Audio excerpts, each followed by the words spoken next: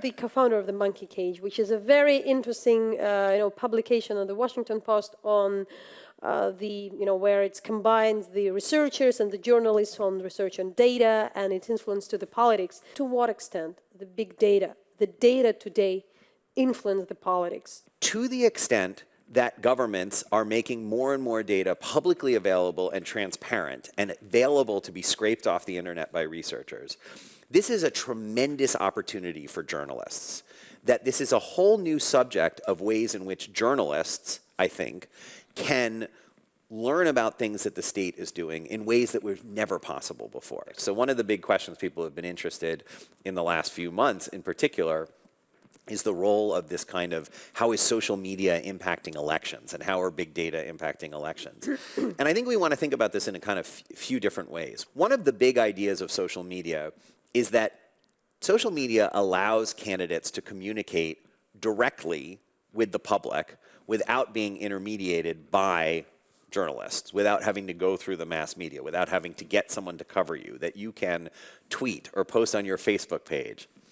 This new media technology of being able to tweet or put things on Facebook or Vkontakte, where that bleeds over into the established media and its coverage. And I think this is where President Trump is a kind of mastermind of this new world, where he's able to direct the conversation on TV, on our news networks like CNN and Fox News, by tweeting. This is not something that's going to be enjoyed by most politicians, right?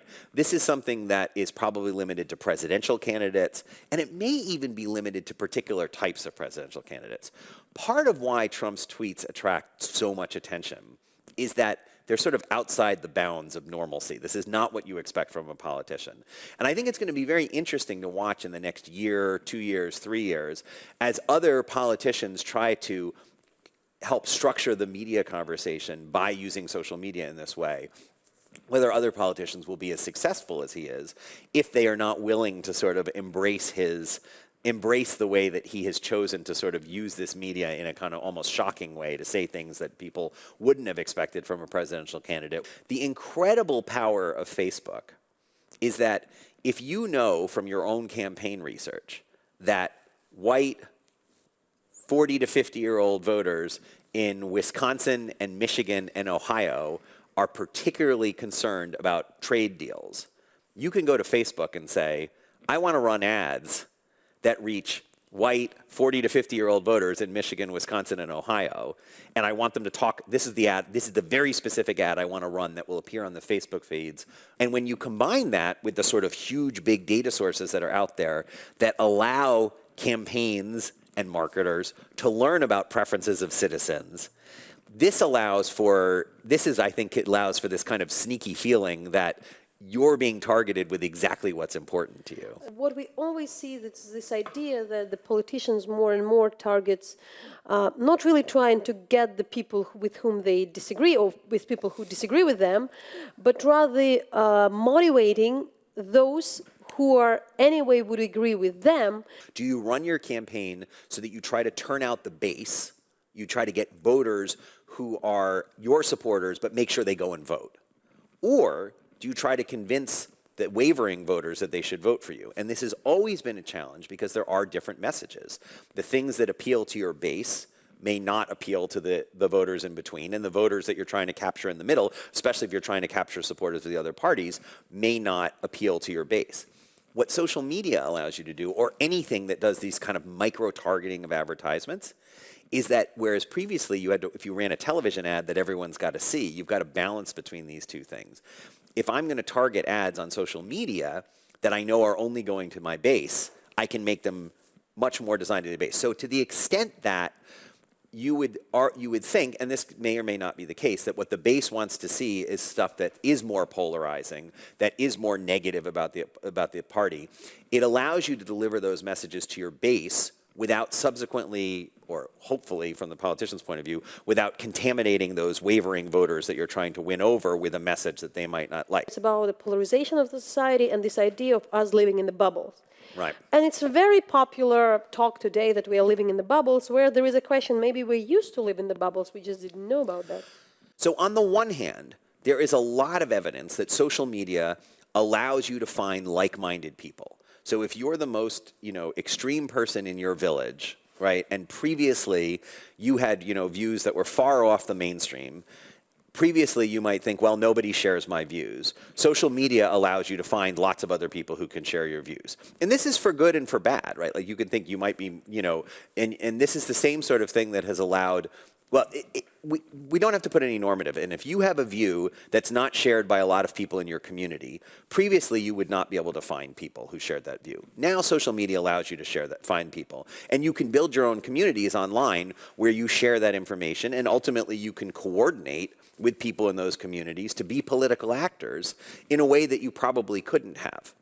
Now, we might think that in authoritarian regimes, maybe some of the people who have those minority views are people who were pro-democracy, who were previously excluded from the political conversation because the state didn't want those voices heard. And so that might be when people talked about social media as liberation technology, it allowed pro-democracy activists to find each other and coordinate. In other situations where where generally the people who are excluded from having voice like this are more extreme voices, on the other hand, when you look at communities like Facebook, like Twitter, there are so many people who are on Facebook, in the United States at least, right? People join Facebook, they make their friends on Facebook, not just based on political reasons. They make it based on who their kids go to school with, and their cousins, and their family, and their friends from when they were growing up. So actually, what turns out is there's a lot of opportunities for information to permeate across different political ideologies.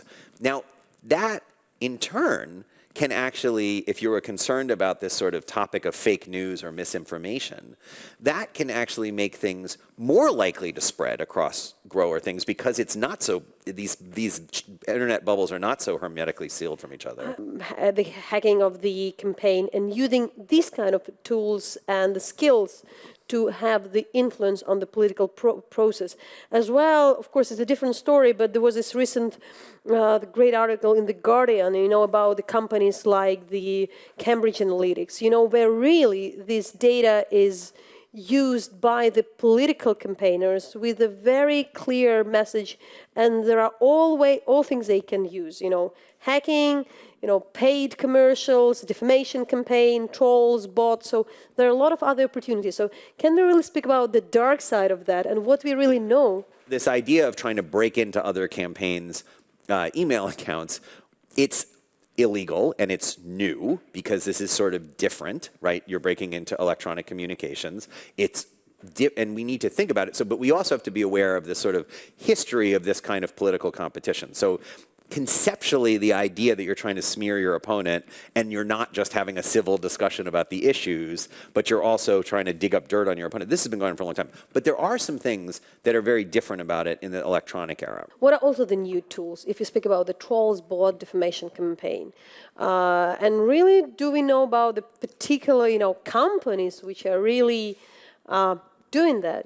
Political PR was always there. So right. Had it changed the nature? There is discussion among experts on this. When we think about communications related to politics online, right, there are different ways that actors who are upset about the conversations that are going on online or who want to seek to influence it can try to change that conversation, right? We've heard lots about the Great Firewall of China, where you have posts that are removed and censored. But another technique is to try to alter the climate online by altering the conversation. And that's where we get into kind of bots and trolls, where if you're an actor, you can not just say, oh, we're going to restrict people's access to internet content. You can say, no, we're going to hope people are coming to the internet, but when they come to the internet, we're going to make sure they see our messages. And I think what you're seeing right now is we're in a particular moment where there is a strong power where small voices can be amplified greatly online by the kind of media ecosystem in which they're embedded, where you can have small numbers of people sharing information that's harmful to one particular candidate or another in a political context or person, and that information can then be magnified by bots, magnified by trolls, but then you see the media then covers that story that's going on, and then the mainstream media picks up the first media that's covering it. Is that with these technological developments happening sort of so rapid fire, right? If you think about the distance from the printing press to radio to television, and now the changes that are going on almost a yearly and sometimes monthly basis in what kind of internet connections are available, what kind of, live streaming television wouldn't have been imagined, how many years ago, and now we have video and we have YouTube and we have all these things going on, is that it creates a real cat and mouse dynamic where one player makes a move, the other player catches up. So this idea that social media was liberation technology, that it would help pro-democracy activists around the world deal with less democratic regimes, for a period of time, that was probably right, because the authoritarian regimes that these activists were using social media to organize against were not aware of this as a threat. But once they become aware of it as a threat, they take steps. I think my personal take, is that the fake news that we saw in the US election in 2016 took a lot of people by surprise, right?